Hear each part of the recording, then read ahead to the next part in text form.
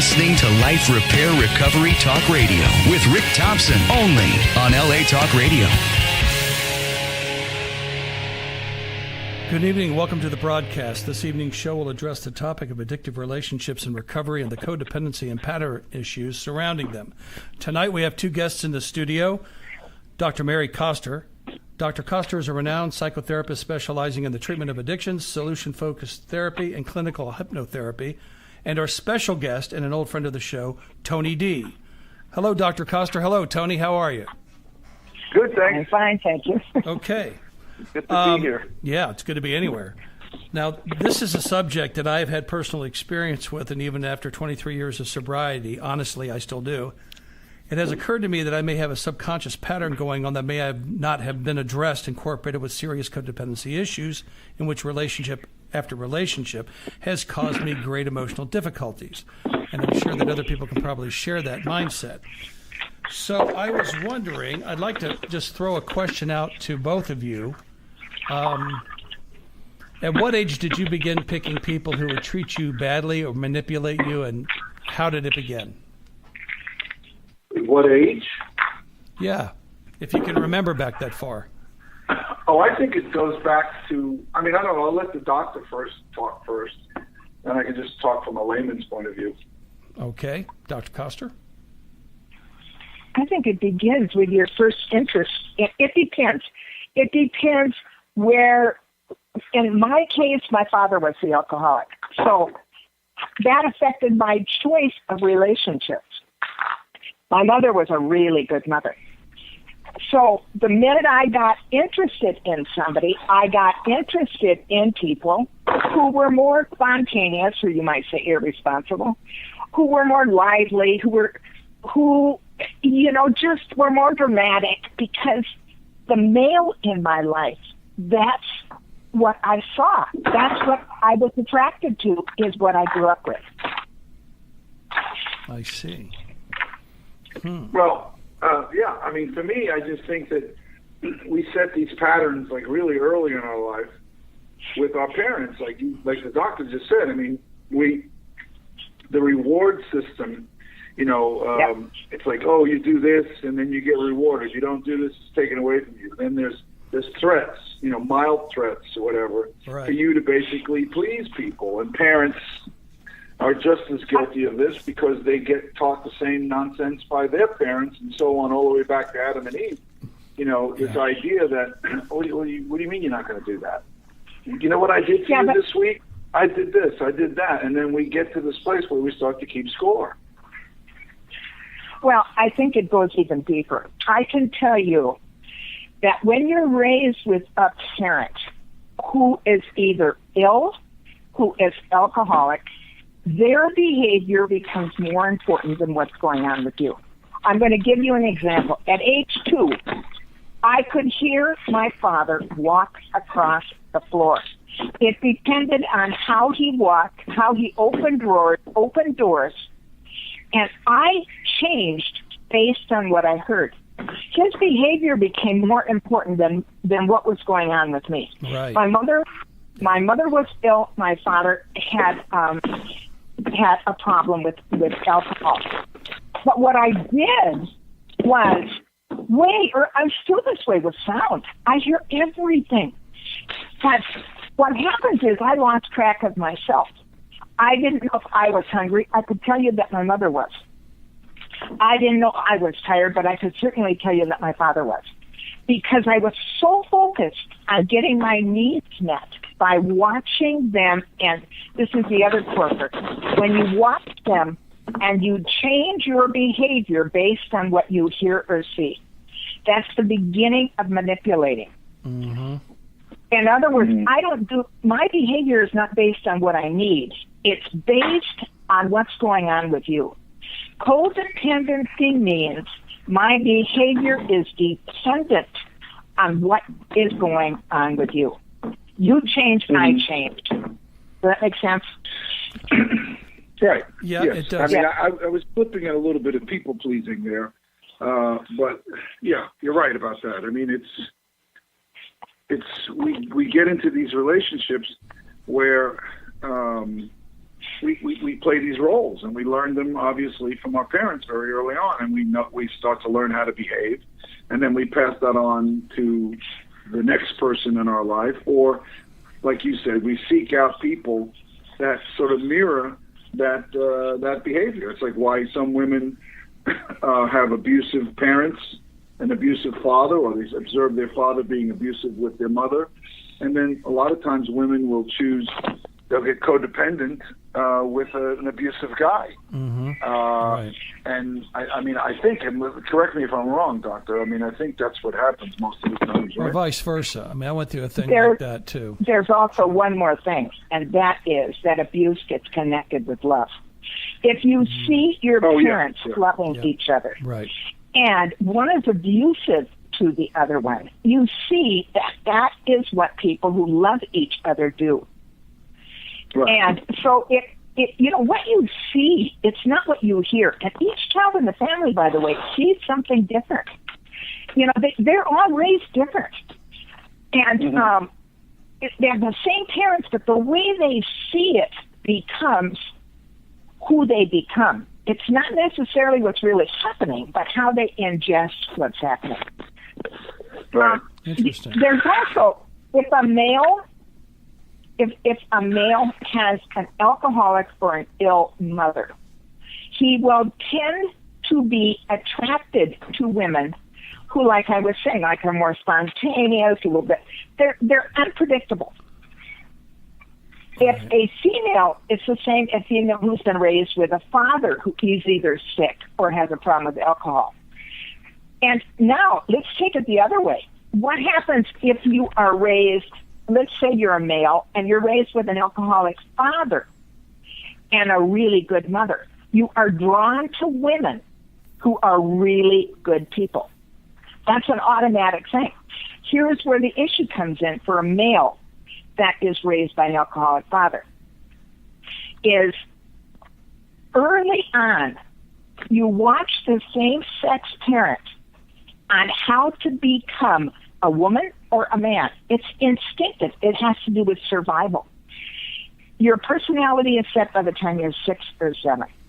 By this time, a male knows what a male does. They actually will duplicate expressions and humor and all kinds of things.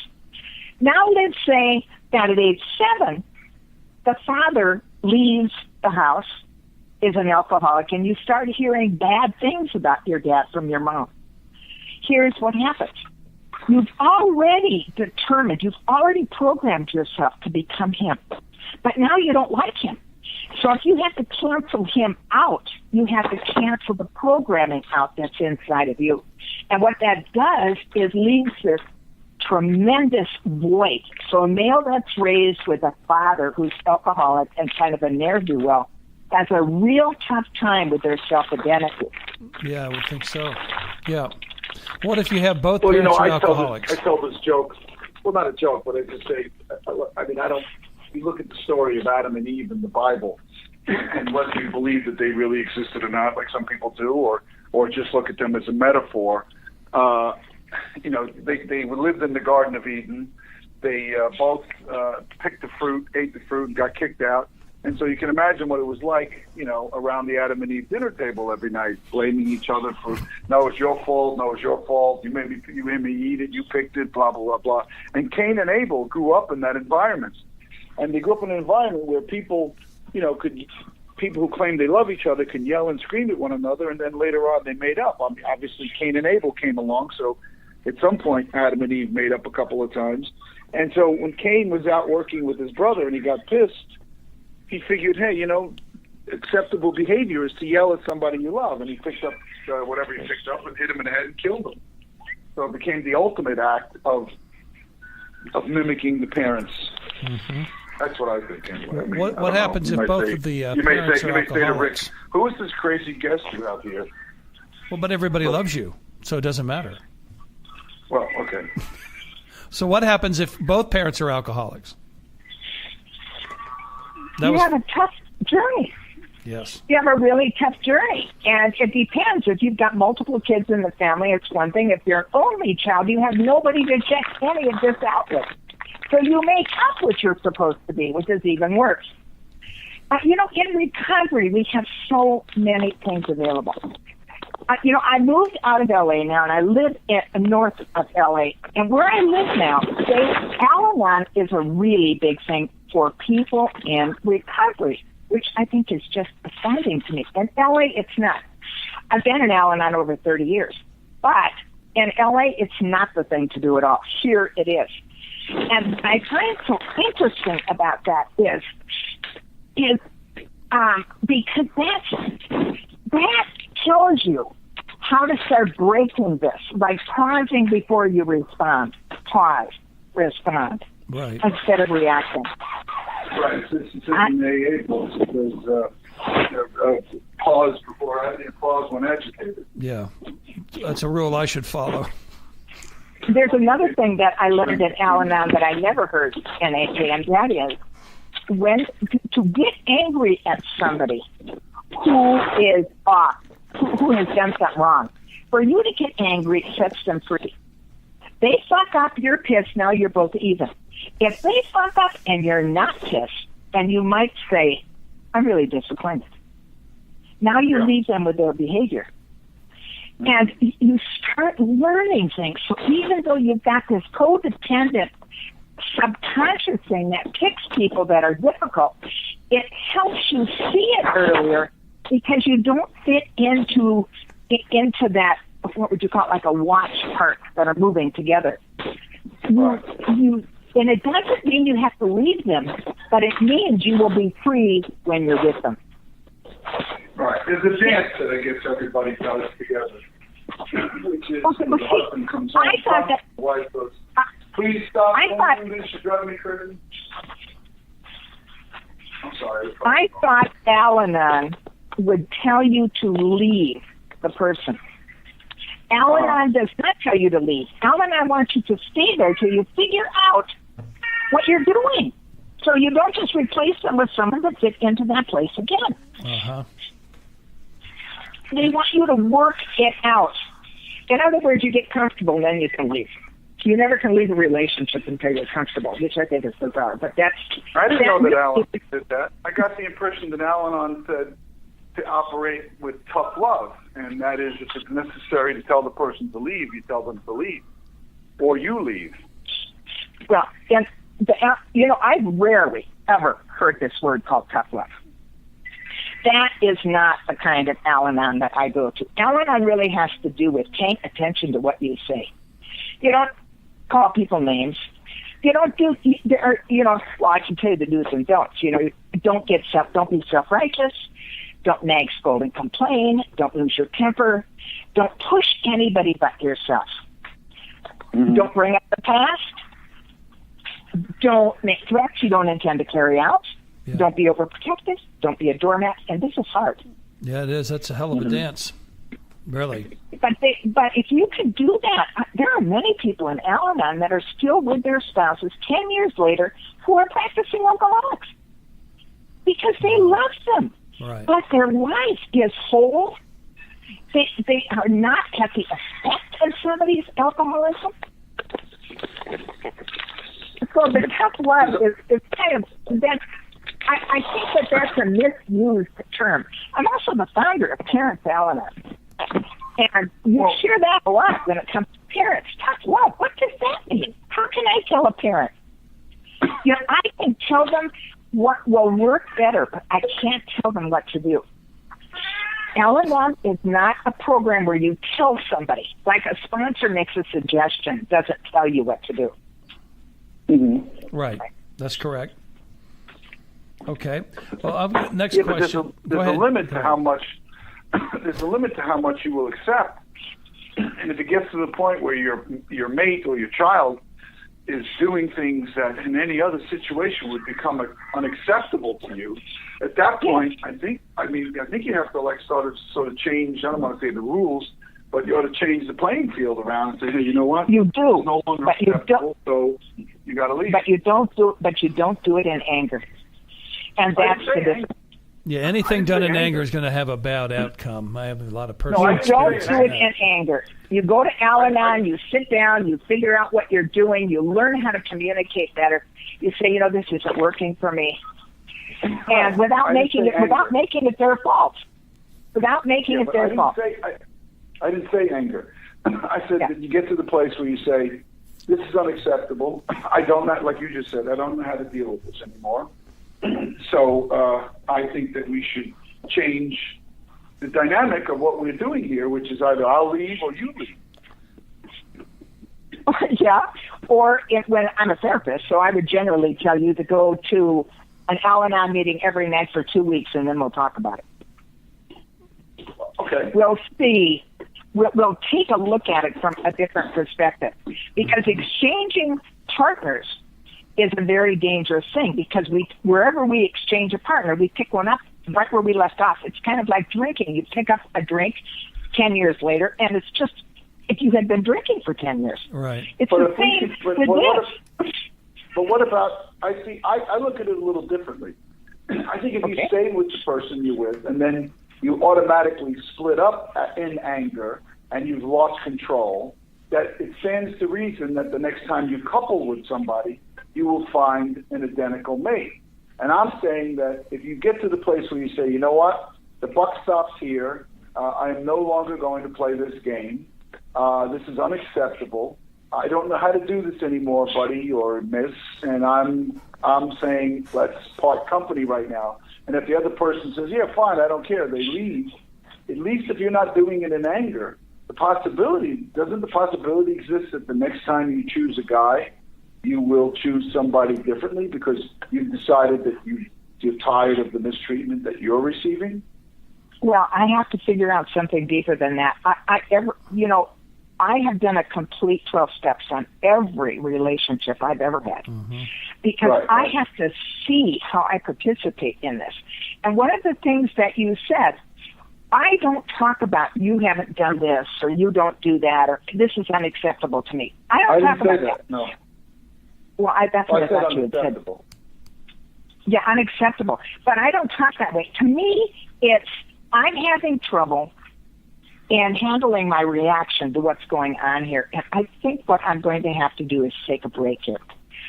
I want to separate for a while so that I get a better hold on how I'm participating.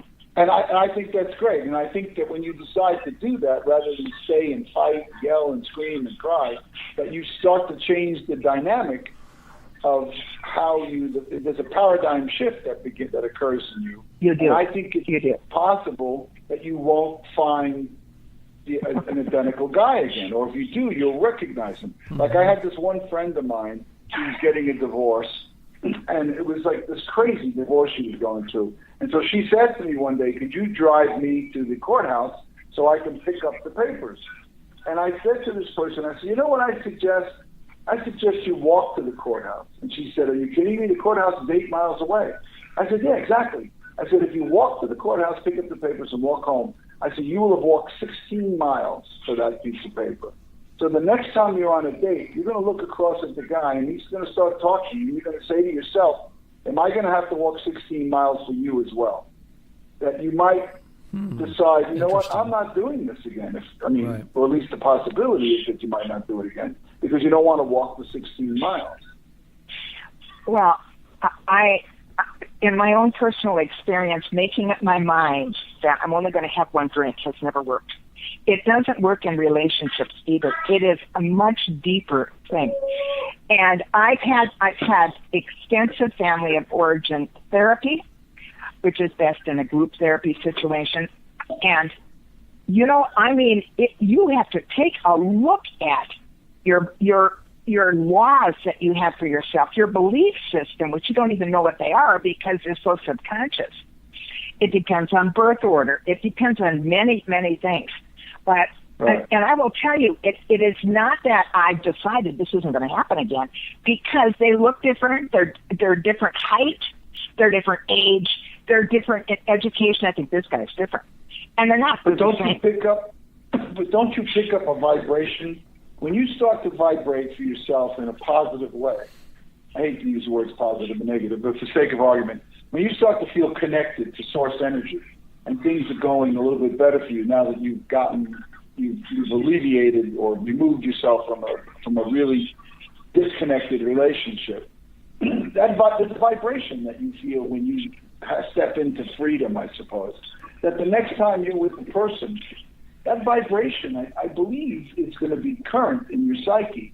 So that when you're sitting across the table from a guy and he starts to say things that make that vibrate, that remind you of that disconnected vibration, you might say, you know what? I'm not going this path anymore. I'm only saying that based on the fact that if you stand up and take arms, it's like Shakespeare, it's like Hamlet. Do you take arms against the sea of trouble by opposing ending, or just suffer the slings of arrows of outrageous fortune? I think that you can stand up, take arms against the sea of trouble. The arms don't necessarily have to be bloody. The arms just have to be some sort of heroic movement away. So that's what I think. That's an interesting concept. Well, when you get into, when I identify things, I can stay away from it. But it's such a complex thing. All of my relationship, my passion is connected.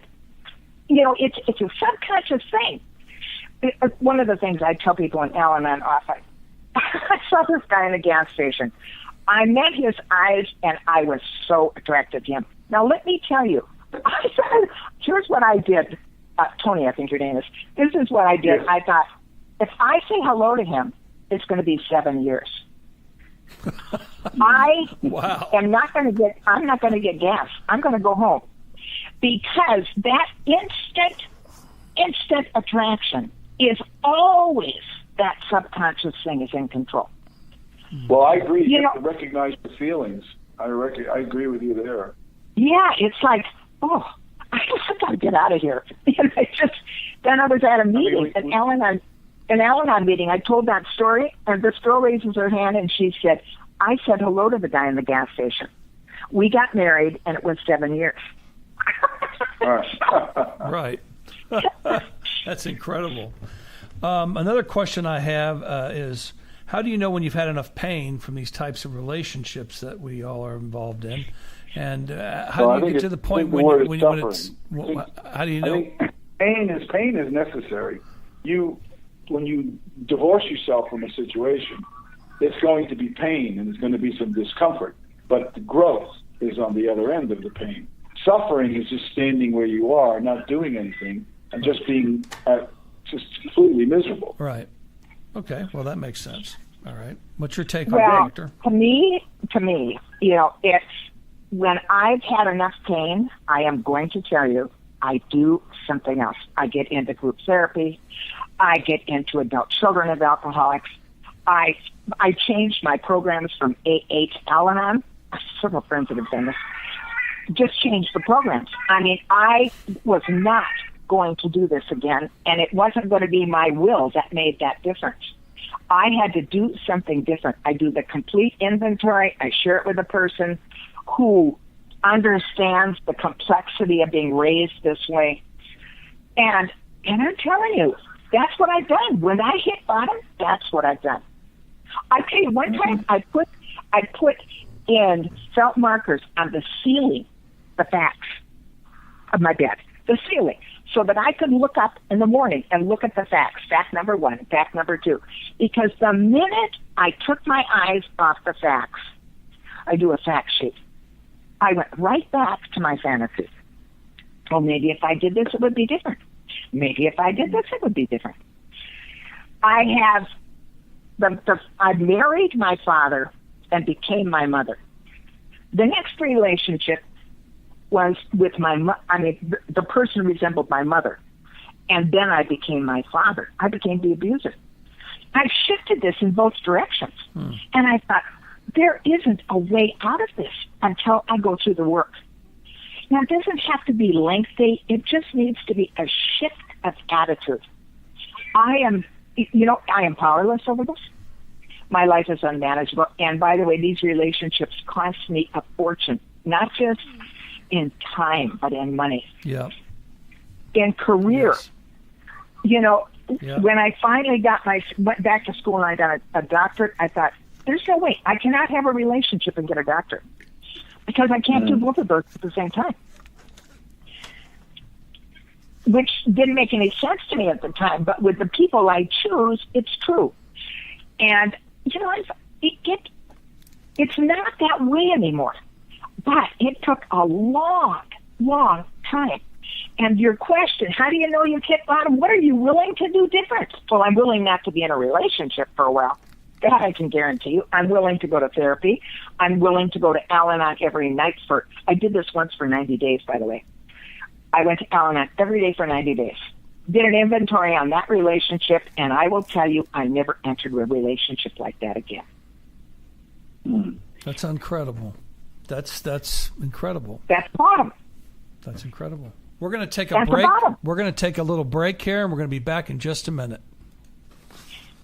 I would like to take a moment and talk to you about the Villa Treatment Center.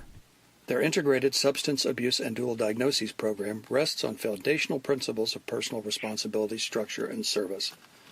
Whether you are at the beginning of your recovery journey or farther along the road, the Villa Treatment Center offers an individual plan to suit all of your recovery needs. Detoxification by doctors specializing in addiction medicine, residential treatment, transitional living, day treatment, and full care outpatient services are available. Please call 818-505-6900 for further information. That's 818-505-6900 and begin your recovery now. The website for Life Repair Recovery Talk Radio is www.latalkradio.com.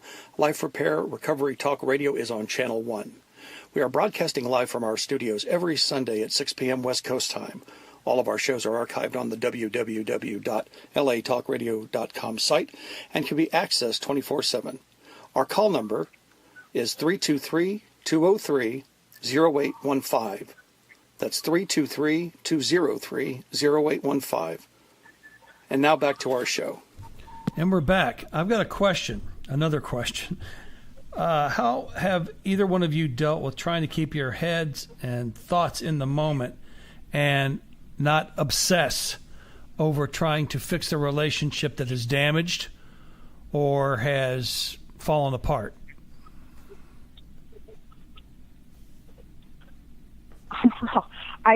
There's a period of time, I don't allow myself free-floating thoughts. I have to focus. I put a list together of what I need to do. I focus on doing one thing at a time. And I get back to structure, just like I did when I was under 30 days of sobriety. So when I made this move, I went back to 2 meetings a day for my first 30 days. Mm-hmm. And a meeting a day for my first 90 days. And I'm over 30 years sober.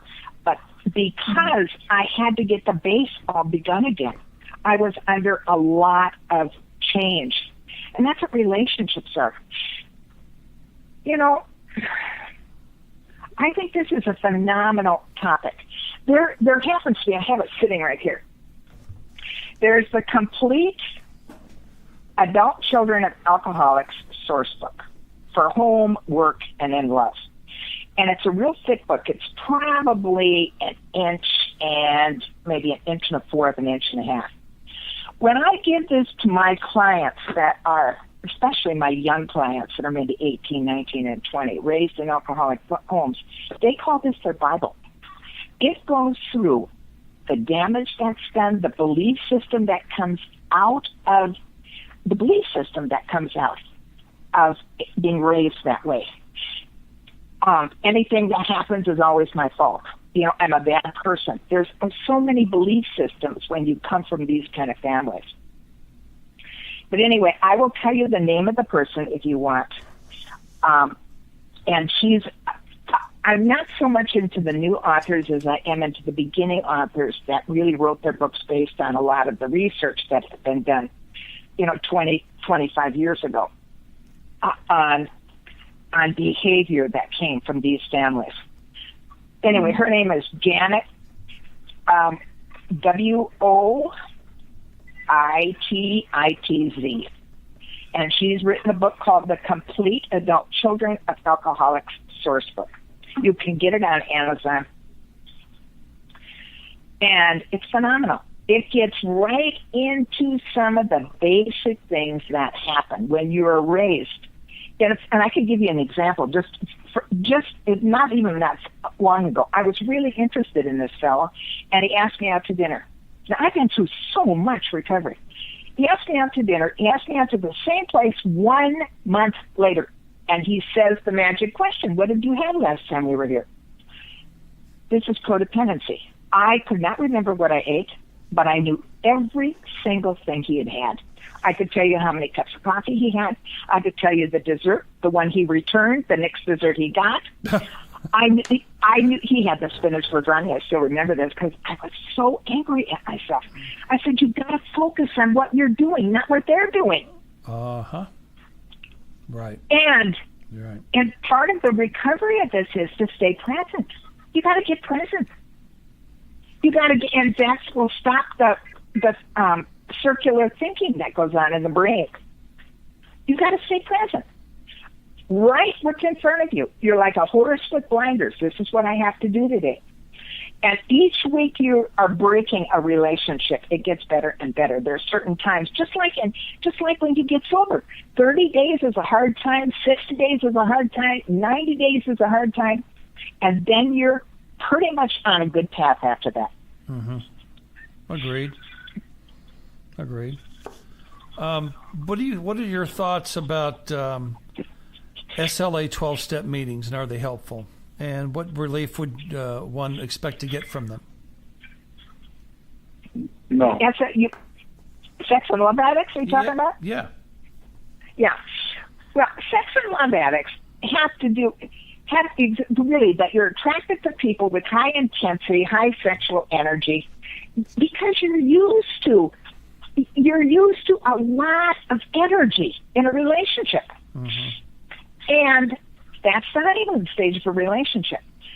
Now, you can get addicted to this honeymoon stage. As soon as it becomes a real relationship in 4 or 5 months, you're not interested anymore. They become real people. You want that drug of the honeymoon back again. Yeah. And sex and love addicts addresses this. People who are addicted to being in love. They want to be in love. They don't want a relationship. They want to be in love. Which I think is such an interesting. Well, I wasn't really in love with him. Really? What's the difference of loving somebody or being in love? Yeah, well, one is you're not in the honeymoon of a relationship. You're in a real relationship. Right. You can't do one without the other, though, I would think. I mean, you get attracted to somebody, and you're all of those connection drugs that feel so good. You get connected to somebody. But I'm leery of that because if I pay attention to that, I get involved in the codependency stuff. Mm-hmm. So I start out with more friends today instead of being with the person I'm most attracted to. Right. In fact, sex and love addicts also has a dating plan that they eventually do, which talks about not sexualizing a relationship until you've had 6 dates with somebody. Right, out of the gate, because you're building a relationship on sex, you're building on quicksand. Yeah. And then some of these other people fall by the wayside because all they really wanted was a one-night thing anyway. Right. And then you stay with them a month, but it's that. Or 2 or 3, or a year or 2 or whatever. Yeah. Or 7. Yes, or 7. You're right. Or 7. Yeah, because Tony, are you going to chime in on this or what? Yeah, no, I'm listening to the conversation. It sounds great. I don't want to. I mean, I would just be mediating. I mean, I've done that my whole life. I've based almost every relationship I've ever had on the just hopping into bed as soon as I met the person. I mean, it's ridiculous. Well, but jumping into bed is not my hot point. That's like my third choice. My first choice is always intellect, and then it's being sassy. I'm attracted to smart and sassy. Yes. And sexy is kind of third. Mm-hmm. Smart and sassy. Okay. Mm-hmm. So you like the exchange back and forth, like sarcasm and that type of thing. Yeah. What you're talking about? Yeah. It's not even sarcasm. Just a little sassiness, a little pepper. You know what I mean? Right. Yeah. A little pepper never hurt anything. And that's another thing that comes from childhood. I had a friend. She came from her father was an actor, so he was a charmer. My dad was not a charmer. My dad was highly, highly intelligent, a genius type, And he was an inventor, was alcoholic, and very successful. So I'm not interested in the charmer type of guys. She is. She likes a guy that brings her flowers. That is for real, sure to death. If they bring me flowers, my dad used to bring my mom flowers when he was making amends. To me, when a man brought me flowers, it was, what have you done wrong? Right. Wow. So we all have a different type of thing. And, you know, she's interested in the guys that are the, you know, charismatic type. My dad wasn't the charismatic type of guy. But anyway, you know, being attracted to people, that's the hard part. I went to a class reunion, and I thought, this guy is really, he was the only real practicing alcoholic in the whole group. Absolutely couldn't take my eyes off him. And I thought, it's just a good thing that I'm not here. I'm getting on a plane and going home. Right. A plane. Well, yeah. Because I have that passionate attraction. And I cannot go for that. I just can't. I can't even say hello. Because then I cement it in. Oh, would you like to have coffee? Well, we'll have coffee. How about this? We'll have so much in common. And it goes on and on and on and on. 7 years later.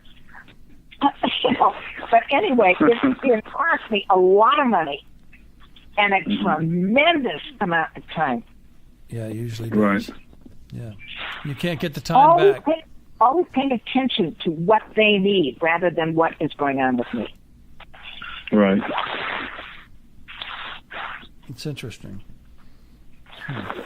Do you feel this is a question for both of you? Do you feel that people in recovery can retool their thinking and patterns and approach the new relationship scenario in a new light after they've done the work only? Or can they just you go from one relationship to the next and you take the lessons you've learned from that relationship and try to take them to the next one?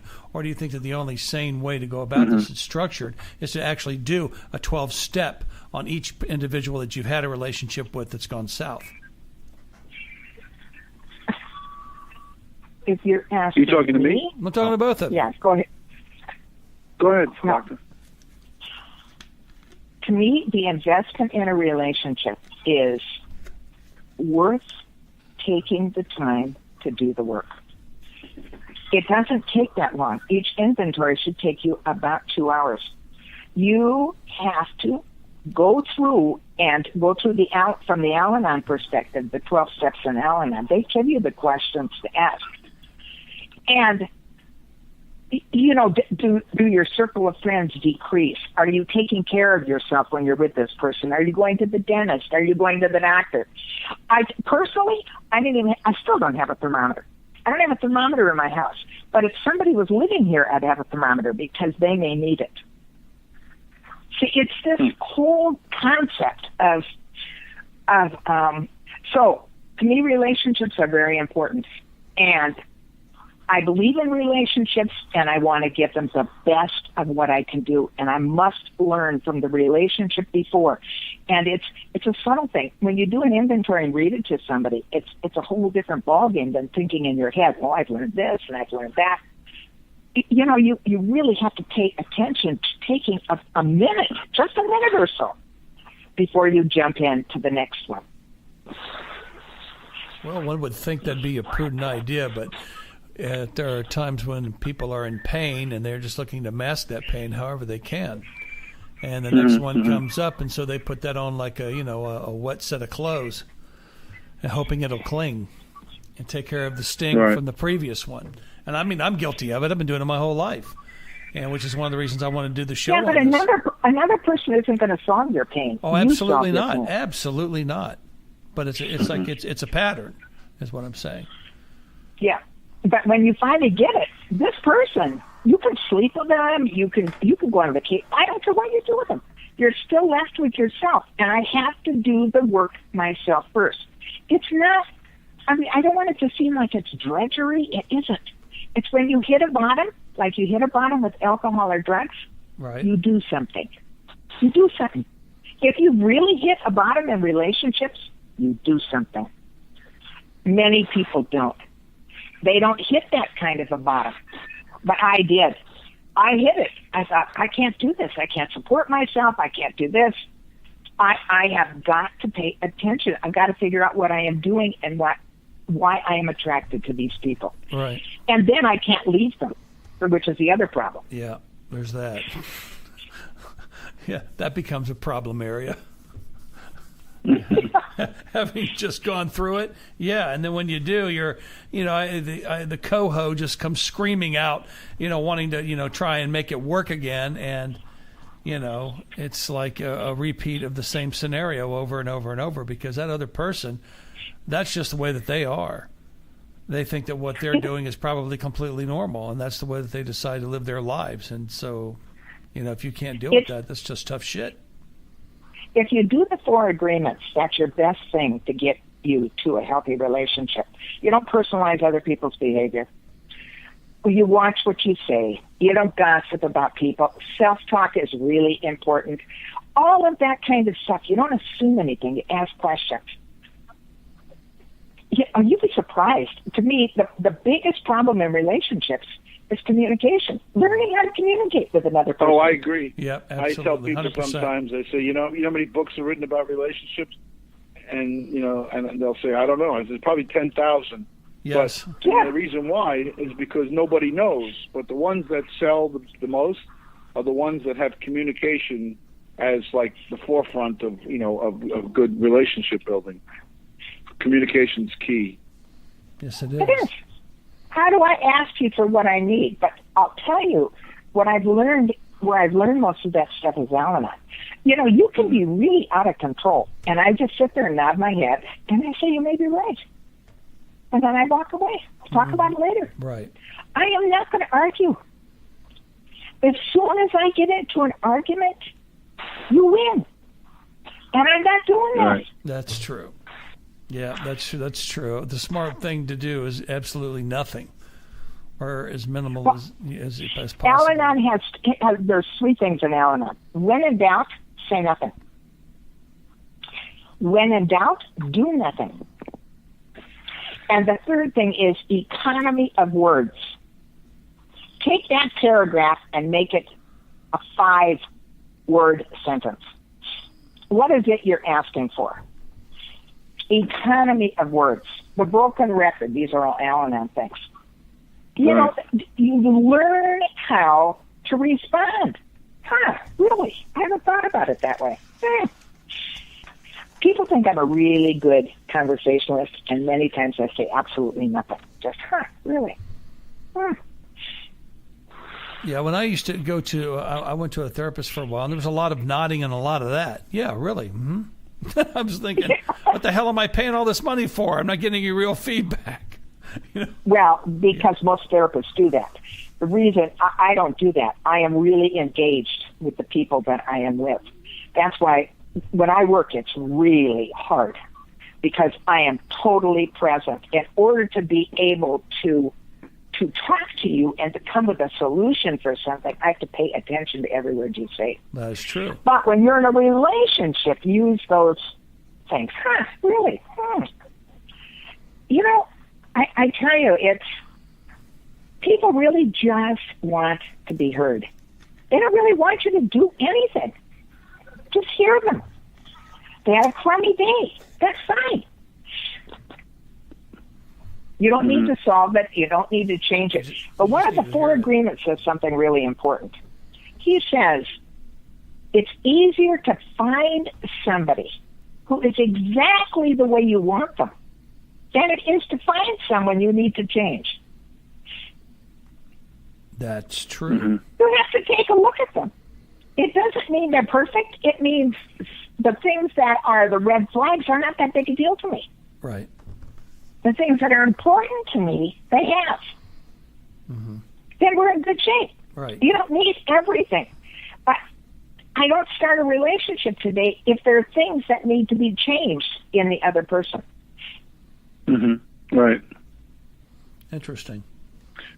Well, isn't there part of it something where you declare some kind of a partnership, and that one person in the process, you find out that while everything is supposed to be, ideally would be nice if everything was 50-50, there are some people who have some advantages over another in terms of somebody might be better at math, somebody might be better at the problem-solving thing is like,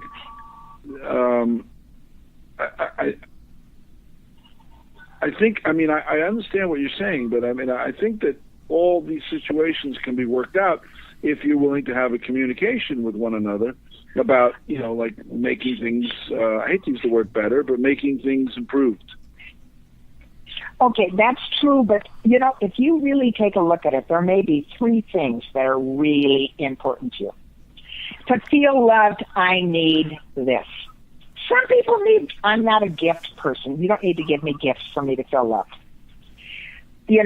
I need to be told and I need to be touched, but I don't need gifts. I know people who need gifts to be shown that they're loved, but you need to find out what that stuff is. And sometimes it's okay and sometimes it's not. I need to feel safe in a relationship. That's a big one to me. Most people don't even think about that, but I was abused as a child. I need to feel safe. It's a big thing for me. And I've had 40,000 hours of individual clients. I will tell you, I work with people that's not even in the first 20. They even think about that. And that's one of my first 3. I want you to let me know when this is another issue for me that sometimes people do it, sometimes I want people to let me know when they're coming and going. Not everybody wants to do that. No. It sounds like a simple thing. It's important to me because if you burst in, it scares me. And safety is a big issue for me. So I need to know when you're coming and going. Yeah, I'm going to the store. I'll be gone for about an hour. Okay. Well, that should be easy. That should be easy enough to do, you would think. It sounds easy.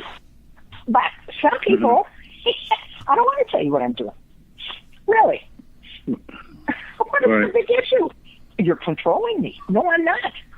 It's an issue for me because I have so much post-traumatic stress disorder. I don't like doors opening when I don't know when people are coming and going. Right, yeah. I understand that.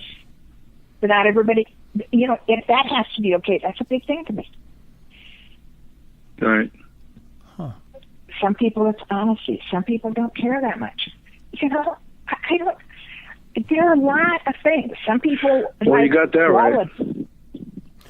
Yeah, it's all about communication. That's for sure. You have to find out, but you have to know what you need.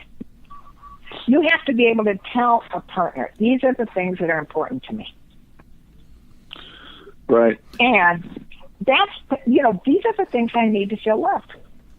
And they give you a whole list. They have a whole thing on that. What do you need to feel loved? There's a whole list of things. Put them in order. What's important to you? And then there's the belief system. I don't have to be next to you all the time to feel that you care about me. You can go on a vacation by yourself. It doesn't bother me. Right. Just let me know where you're going to be and when you're coming home. Right. Simple stuff. Well, we're running out of time this week, but I want to thank Dr. Koster and Tony for spending this hour with us. And it's always a pleasure to have you on, and it's been a very informative show. And hopefully we'll be able... fun. Yeah, it was great. And I really appreciate both of you coming on tonight. And we'll be talking to you soon. Have a good night. All right, great. Nice meeting you, Doctor. Nice meeting you, Tony. Have a good night. Bye-bye.